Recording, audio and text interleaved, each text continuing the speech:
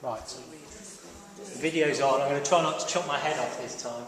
I've done a test shot and I should be pretty much in it, so we'll be alright. Okay. Hello everybody, welcome. And it's what's really lovely is the fact we have new faces again. So welcome to the new faces. We had new faces last week, we had new faces the week before that. So that's great. And actually what was nice as well, last week I was walking down the street and a lady stopped me and she says, "Are you Jim that does the mindfulness?" And I said, yes, you must come along, and started talking to her about it. So word is spreading, notoriety, whether it's infamy or notoriety, I don't know, but something's happening, which is good, and new faces are coming, which is also good. Okay, last week we had a really good meeting. I really enjoyed last week's, maybe because I was actually a bit organised and had done some preparation. So this week, again, I've actually written a few notes out, so hopefully this week will be as good, if not better, than last week. And the way it works, for those of you that are joining us for the first time, is this is the Deal Mindfulness group, and we practice a bit of mindfulness. So we tend to do a couple of exercises where we have an opportunity to practice our mindfulness. Hiya! I've only just started, you're all right Louise, I've only just this second started my preamble. So there's a couple of exercises we do, and they're usually quite similar, so that after a few weeks you get the gist of it and then you can practice it yourself in your own time, because being mindful isn't just about turning up here once a week for 3/4 of an hour and doing a practice and listening to me. If only it was that easy. If only it was that easy. No, the idea is that you're actually supposed to take it away with you and do a bit of practice in your own time so that you can develop your own mindfulness. And mindfulness, as many of you will know, is about being in the present moment. So for those of you that maybe have not read anything about mindfulness or visited a mindfulness group before, mindfulness is all about being, and that's the operative word here, being, not doing or thinking, but being alive, being aware of the present moment in time, right now, because this is the only moment that actually exists, that you actually have, that you can experience the wonders of being alive. So the practice, the exercises that we do are about cultivating that awareness, learning and teaching yourself to be aware of what's going on outside and inside, so that you can. Hiya, no, you're all right. We've literally just started prattling on. So yes, developing and cultivating that awareness so that you can grow, I suppose, and take ownership of things, take control of things, take ownership of your own happiness, take control of your happiness, respond to things and people appropriately, and foster your own well-being, and learn not to worry about the past, because the past has gone. Learn not to worry about the future, because the future hasn't happened. And so much worry is caused by a past and future.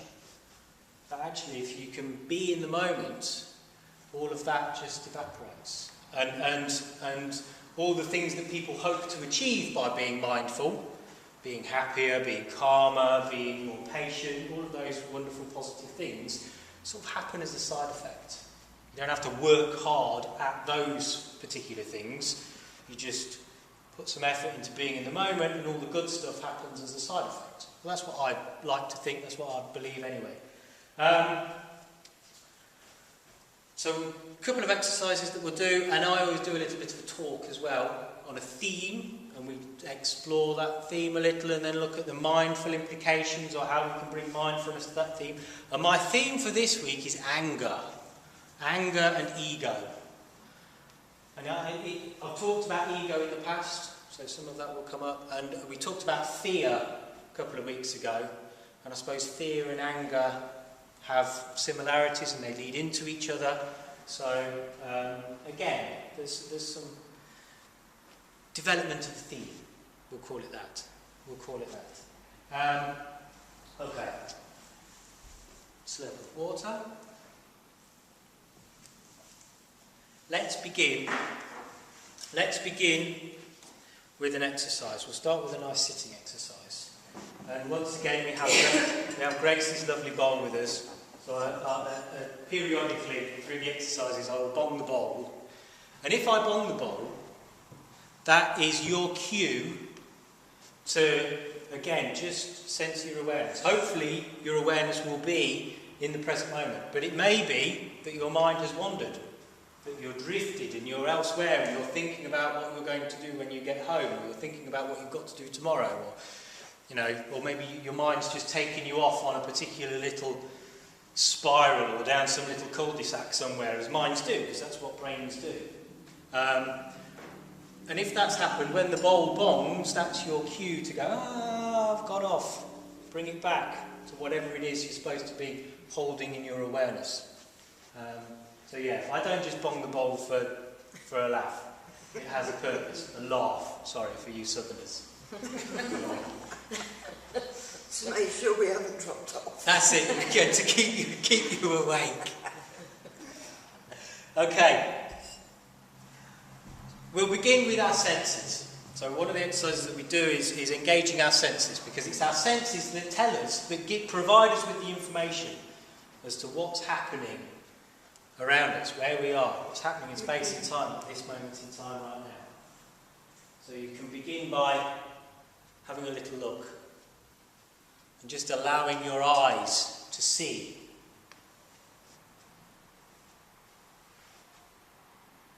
And to see without labels, to see without categorization, to just see things as they are.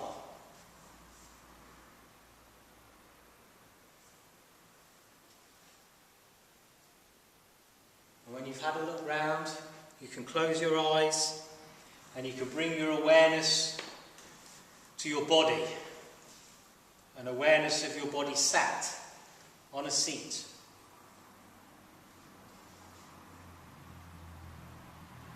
Awareness of your head, the weight of your head on top of your neck.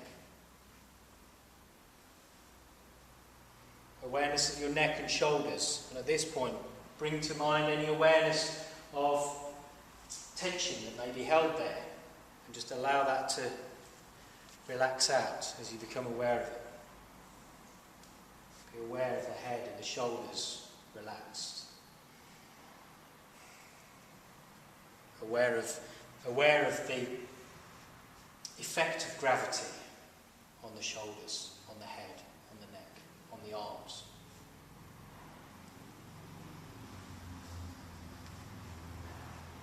Aware of the weight of your body pressing back against the pew.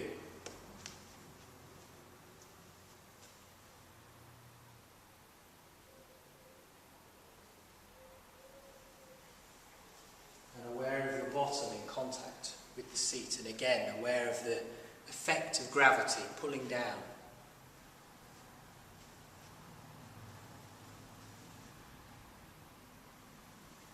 Aware of your feet in contact with the floor.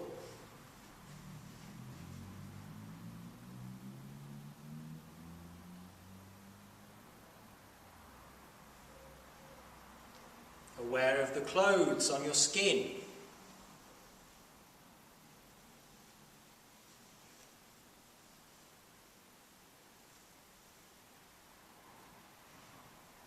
Aware of the very faint movement of air in your hands, on your face, on your neck.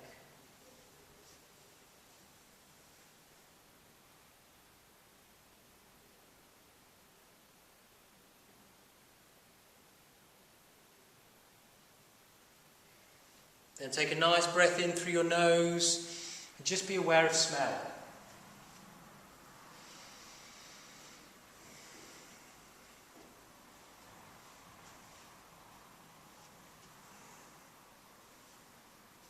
And aware of taste. The taste that there exists in your mouth in this moment.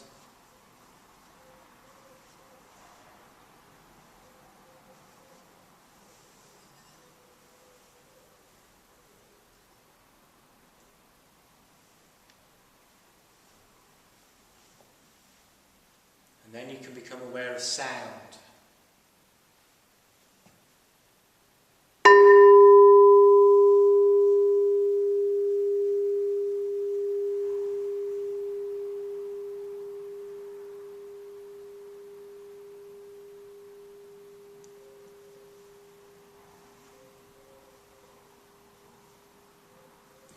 For the next few moments, you do not have to do anything at all. Just listen and be aware of the sounds that you can hear. And just allow the sounds to happen and accept the sounds. Whatever those sounds may be, just accept all sound.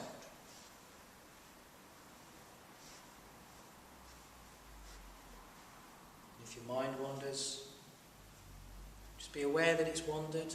It doesn't matter. Just be aware that it's wandered and bring your focus back to listening.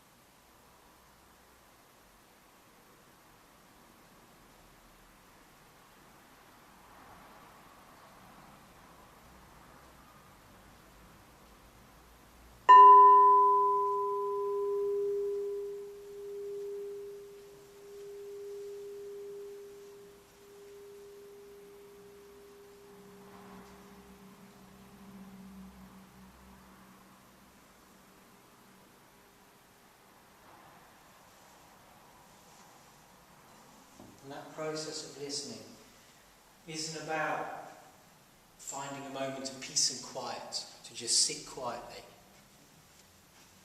You know, you can do this in the middle of a busy roundabout with traffic all around you and motorbikes, because it's about listening and being aware of and accepting whatever sound is happening at that moment in time, and being aware of the sound. We don't label the sounds we can hear. We don't have to try and categorise them or think that some sounds are good and some sounds are bad. There's no such thing as a good or a bad sound. There just is sound. And we're just being aware of that sound in the moment.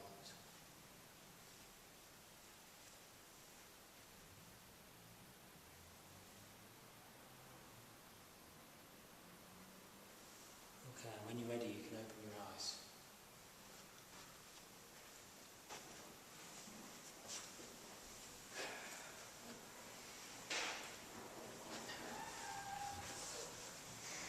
So this week I thought I'd talk about anger. And as I mentioned, it leads on a bit from some of the ideas we were talking about when we were talking about fear before. So what prompted me to choose anger? Why did I come up with anger? Because I stand up here every week and hold court and present this impression of somebody that's incredibly balanced and centred and calm and knows all the answers and dispenses all this wonderful advice. But I'm not the Dalai Lama. I'm not Thich Nhat Hanh. I am a man, and like most men, all men, sometimes I'm a dickhead.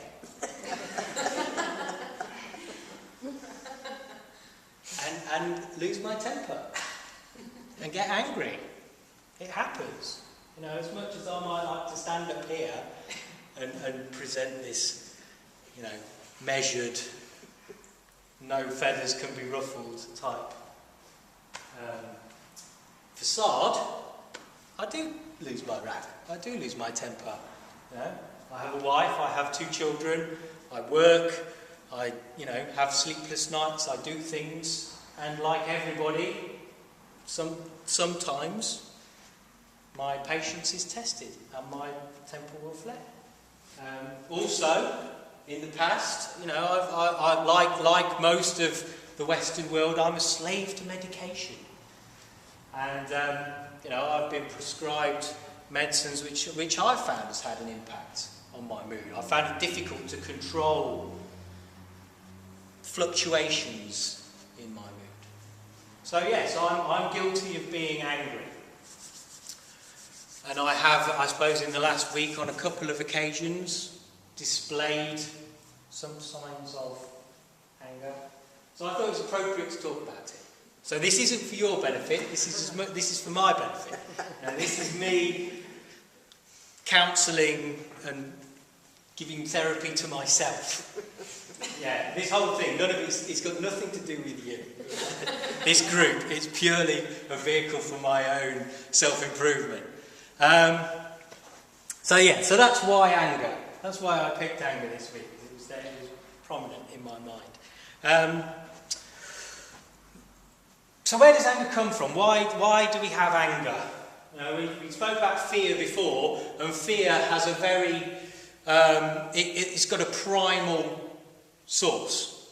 We are afraid of things because our instincts and our primal motivations that come from those very first parts of our neurological system that built up developed fear as a mechanism, as a survival technique. If we're going to get eaten by something, we're afraid, we can run or we can fight it or we can, do whatever we need to do. Fear serves a purpose at a primal level. Anger? Does anger serve the same kind of purpose? I don't know. I suppose it kind of ties in a bit. You see evidence of it within the animal kingdom, I suppose. Dogs, cats even, can appear to be quite angry if their territory is being invaded, or they think that their food supply is being, or whatever it is they're eating in that moment in time, because animals are pretty mindful. If you try and remove what they're eating, they'll display out. My cats do it with the birds that they catch anyway.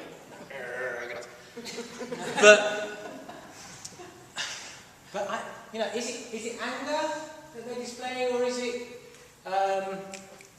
what's the word? Aggression. I suppose it's more an aggressive quality, isn't it?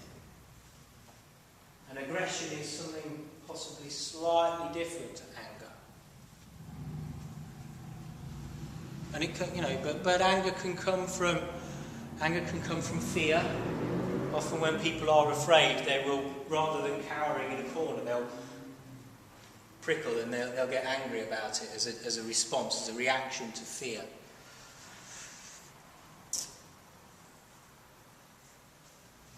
But I think, and other people have thought this as well, Eckhart Tolle talks a lot about in his writing, in his books, he talks about anger and the relationship with ego. So ego is that part of our being. I won't say it's a part of our brain, I'm pointing at my head, but it's not necessarily a part of our brain. It's a part of our being, our ego, which likes to think that it's the defining quality of us.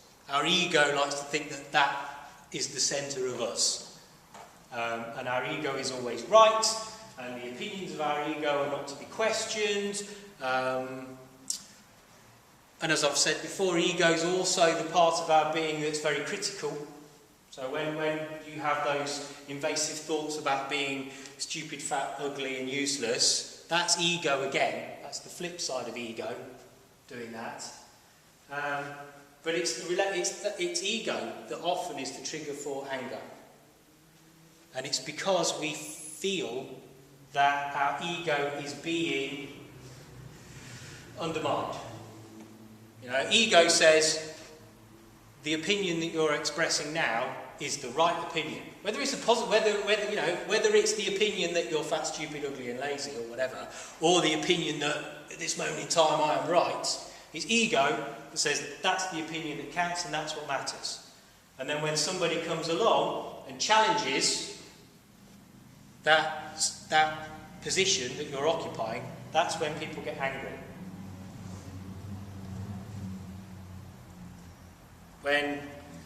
When somebody turns around and says, actually you're wrong, no, you're out of order, it's your ego that goes, oh no, I'm not wrong, I'm always right, and then you get anger.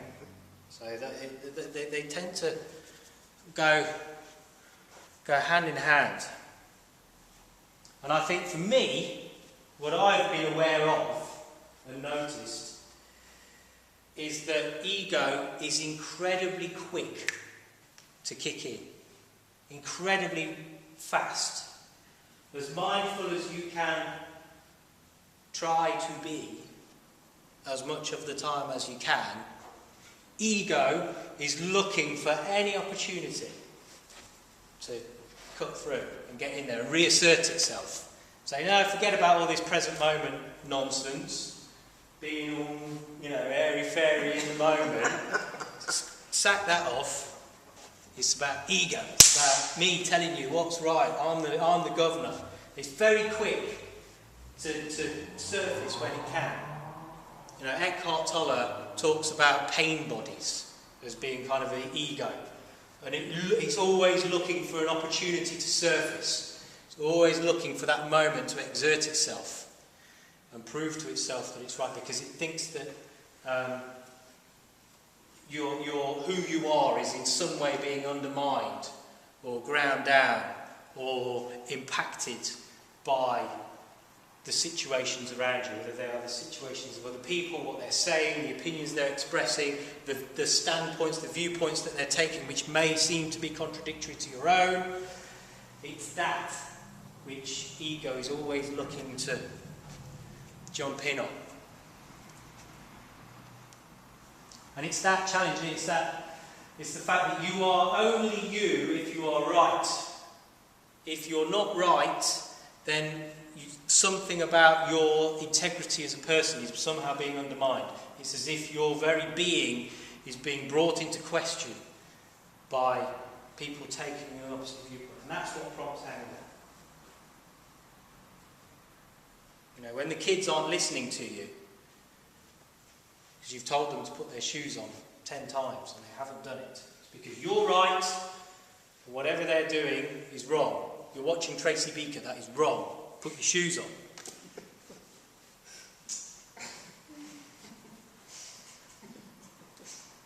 So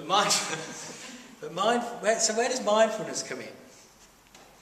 Well, for one, I know for a fact that if I didn't practice mindfulness, I would be a nightmare. I would be an absolute nightmare. Because it does genuinely help me a huge amount to keep that ego in check. Because I know, I'll be honest, mine could quite easily get carried away. And I think a lot of egos are like that. They're very divisive. They have a purpose, but it's about being aware of them, being aware of that purpose. So where can mindfulness help? Where can mindfulness help with anger and with the ego? Well, through practicing mindfulness, you can cultivate the awareness of the observer. I've talked about the observer before, and that's the layer that sort of sits above ego. When you're able to just be aware, and you're just awareness, when you're not labelling things, when you're not criticising things, when you're not assessing and categorising everything and determining that that's good, that's bad, that's right, that's wrong, all the rest of it. When you're the layer above that, and you're just aware, and you're accepting, then you're that level above ego. And you're able to see when ego is trying to influence. And when somebody says something to you, which ego would normally go, no, I'm going to take that and I'm going to start ranting. If you are able to connect with the observer, that slightly elevated position in your being, then you can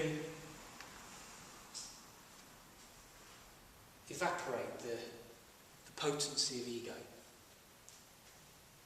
You can allow it to just, you can be aware of it, and by being aware of it, it loses its power. Because that's often what happens. It's afterwards, isn't it? If you've been angry and you've had an argument, it's afterwards when you have that moment of clarity after the event, and you go, oh, you complete idiot. You said some stupid things. You didn't mean any of it. Why did you have to go and lose your temper? And it's that clarity.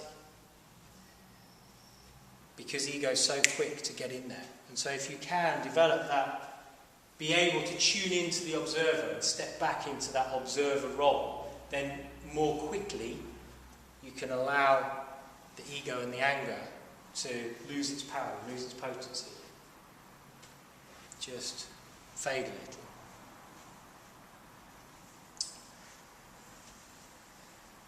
So there's that aspect to it. And then the other aspect is, by being mindful, it empowers you to respond appropriately to situations. Because you can gauge them better, because you're in the moment, you're not judging what's happening based upon what's gone before or what might happen in the future, but you're reading the situation as it is now, as it unfolds. You're better able to respond appropriately. And it may be, and I've said this before, it may be that being angry is an entirely appropriate response. There are probably mindfulness gurus out there that will say, no, it's never acceptable to be angry. Angry is only ever a negative thing. Possibly condone people getting angry. But, I would argue that, anger developed within us for a reason. Like fear. It has a purpose. Everything can be given a positive spin, depending upon how you look at it. You can twist anything round. And it may be that actually, on occasion, the situation that you're in, the present moment that you're in, the correct way to respond to it may be to get angry about it. And it may be entirely appropriate to get angry. Because, and I thought of this on the way in, there's different sort of levels to anger, isn't there? You get the person that just explodes. And then you get the person that does that silent, seething anger. That's the real ego one. The silent, seething, burning anger. But no, it might be entirely appropriate. You might be in a situation, you might be confronted with people filled with such hate or whatever, that it's just entirely appropriate to express your opinion in an angry tone, and for them to see that you are angry, but angry mindfully. Not angry as a reaction, not angry because your ego has made you angry, but angry because in that moment it's appropriate to respond in that way. And it's an empowering thing. It's a choice then. And if while it's a choice, then you can take control of it, you can take ownership of it. And that's what it always comes down to with therapy, I find, is empowering people to be able to make the choice. Now, if people come to see a therapist with a problem, generally it's because they feel out of control in a particular aspect. There's something that they just can't control. And if you can give them that ownership and give them the control of it, and give them the capacity to choose, then generally they'll feel a lot better.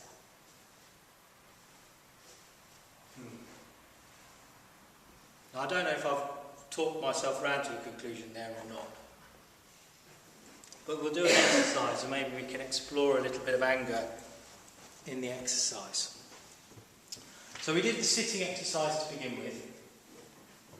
And then what we'll do now is we'll focus on our breathing. And we did a variation on the breathing exercise last week, which I really enjoyed. Who was here last week? Did you enjoy that one that we did last week? It's like, I thought that was really good. So we'll maybe do a bit of that and tie in a bit of everything else. Okay. So we'll just start with drawing our attention to our breath. And for those of you for whom this is new, the breath is incredibly powerful and useful for you to use to practice your mindfulness outside of this today. Because your breath is always with you. You are always breathing, and you can only ever be breathing in this present moment in time. So if you just become aware of breathing, you are instantly transported to the present moment. Well, let's do that now. So just be aware of the breath, in and out. The rise and fall of your chest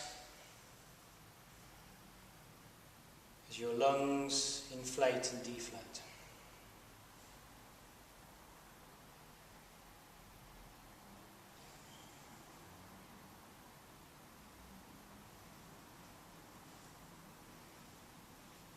And for the next few moments, I'd like you to just follow in your awareness the 3 stages of the breath.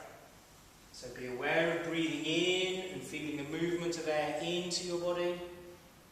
Be aware of breathing out and the movement of your body and the movement of air exiting your body. And then that pause.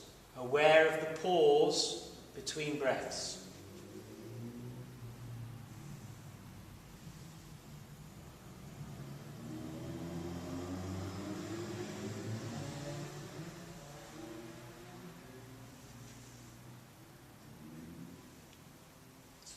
Few moments, just follow that. That's all you have to maintain your awareness, is just those 3 aspects of the breath.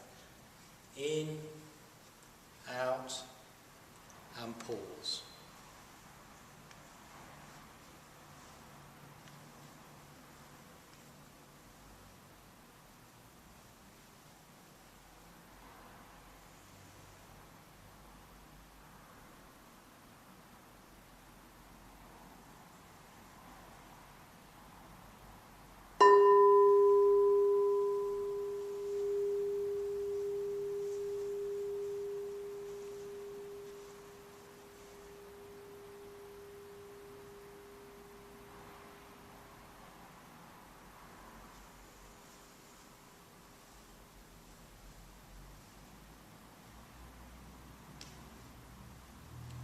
And then we can extend that.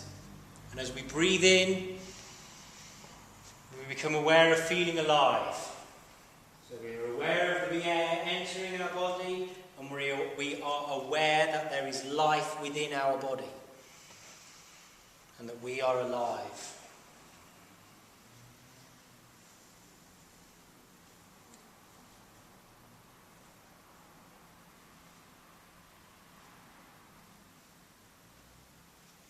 Breathe in and feel alive, and as you breathe out, just allow yourself to smile at the fact that you're alive.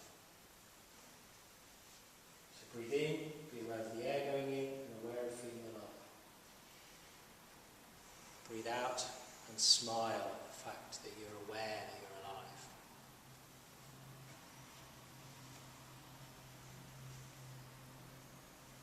And then just relax into that pause and feel the peace within that pause. between breaths.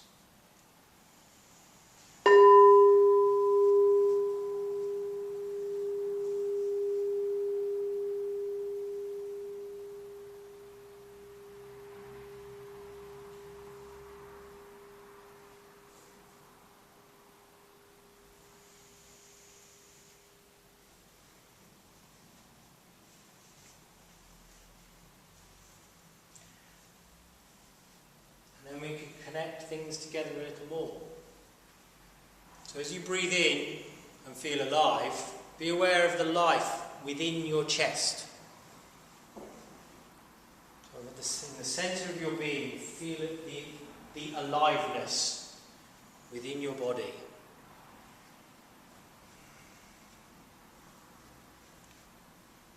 Sometimes it helps. So when you have that smile as you breathe out, sometimes that you can be aware of the smile within yourself.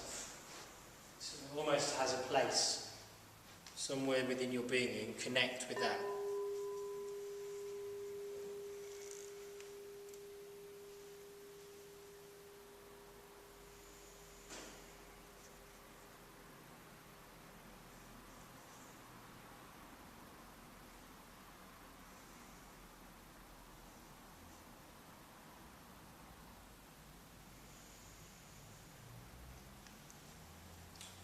Now as you breathe in, it's as if the breath is not just coming in through your nose, but it's being drawn in through your chest.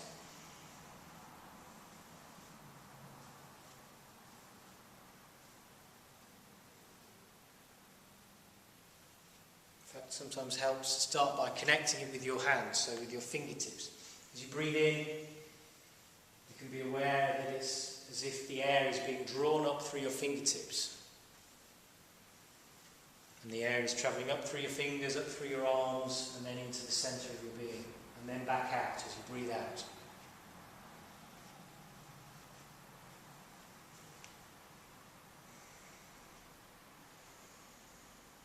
And as your breath connects with all of those parts of your body, your fingertips, your hands, your arms, up to your chest, and then back out again, you feel the life within all of those areas of your body.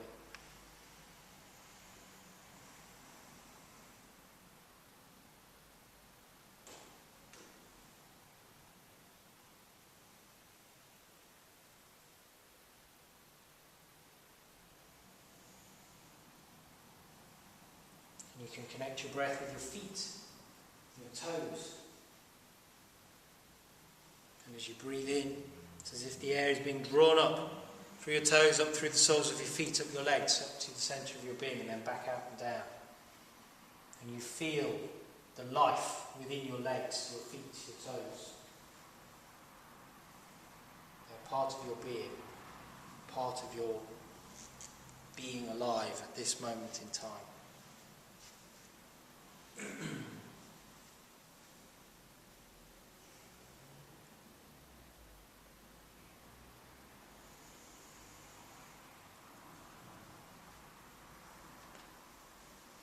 And you can also connect the breath with your head.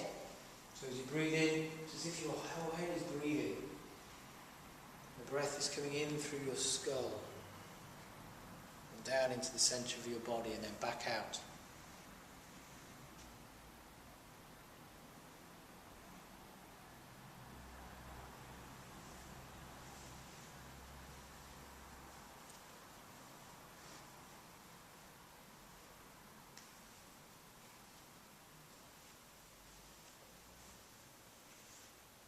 In a moment, I'd like you to just connect your whole body with your breath. So as you breathe in, it's as if every cell in your body is breathing in. And the air is being drawn up through your legs, up through your arms, down from your head, just up from all directions, into the centre, and then back out. And then there's the pause, and then it does it all over again. So the whole body connected to the breath, in and out.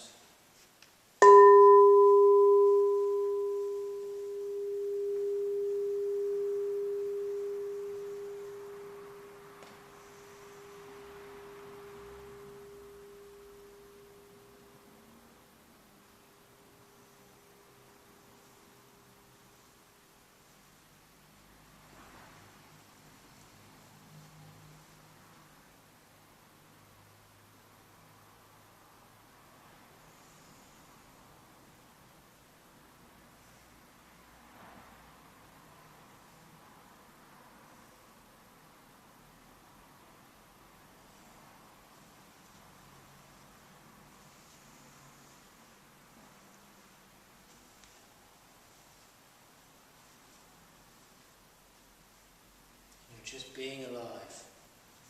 Not doing anything, you're not thinking anything, you're just being alive in this moment in time right now. Your whole body connected with your breath. Feeling alive and at peace.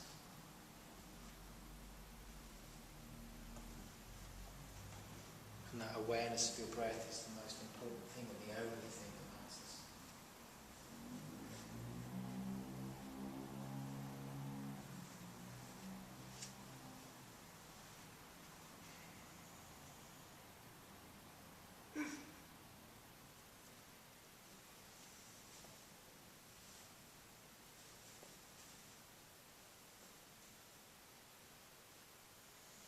Now we need to introduce that element of anger that we talked about. So I'd like to just bring to your awareness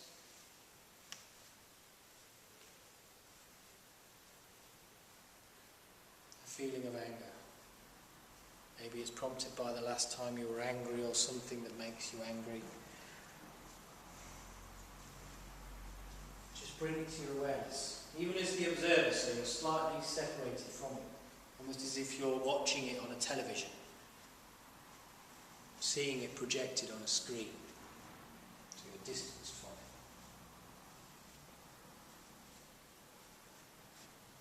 You're just aware of anger, aware of some of the emotion of anger,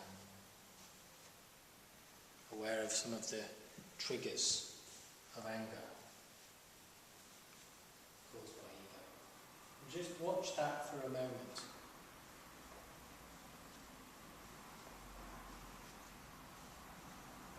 So we're still being mindful because we're practicing awareness in the present moment. But we're practicing awareness of ourselves at an emotional level. As we think about, be aware of our own anger.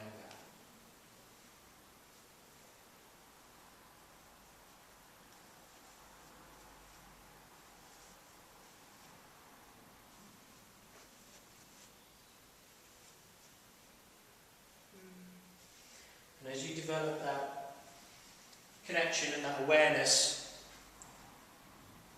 of your anger and what prompted it and how it made you feel and how you reacted, just go back to that whole body breathing and notice what happens to the anger when your awareness shifts to the breathing and your entire body being breath.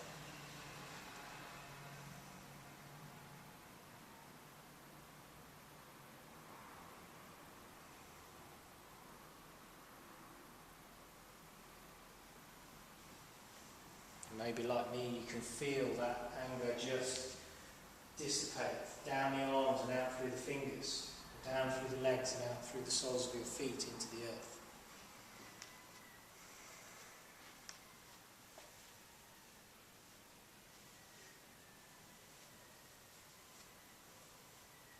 Or maybe you feel it drawn up into the centre so that you can utilise the energy of it and repurpose it. Turn it into something positive.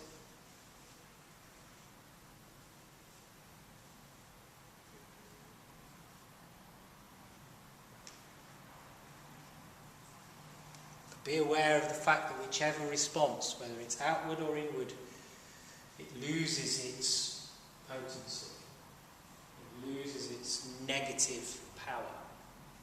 It becomes something that you either release or convert, recycle.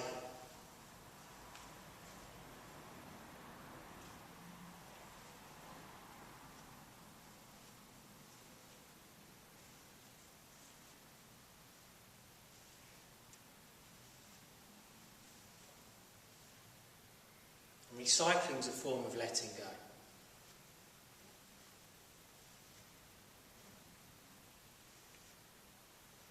It's about not wanting something to stay as it is. It's about wanting it to change, wanting to release it from its present form, turn into something else. So it's all a process of release. Acceptance and release. And that's what mindfulness will do. Allow you to accept and release. Because that's, after all the breath is, isn't it?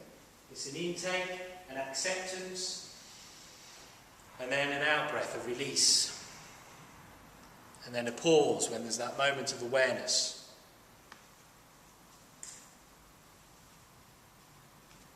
The breath is symbolic of so many things.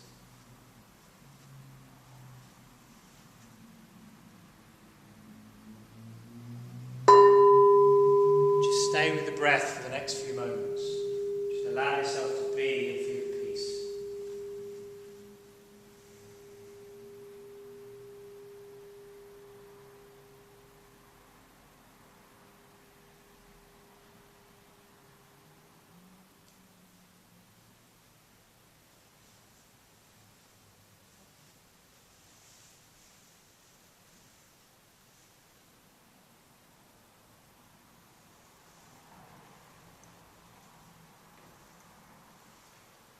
When you're ready, you can open your eyes.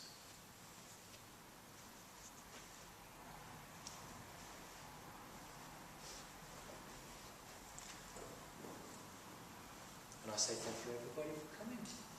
You've enjoyed yourselves. And I look forward to seeing you all next week. Or the week after, or whenever. That's how this works. You just dip in and out as you see fit. There's no programme. There's no schedule. Thank you very much. No, thank you for coming.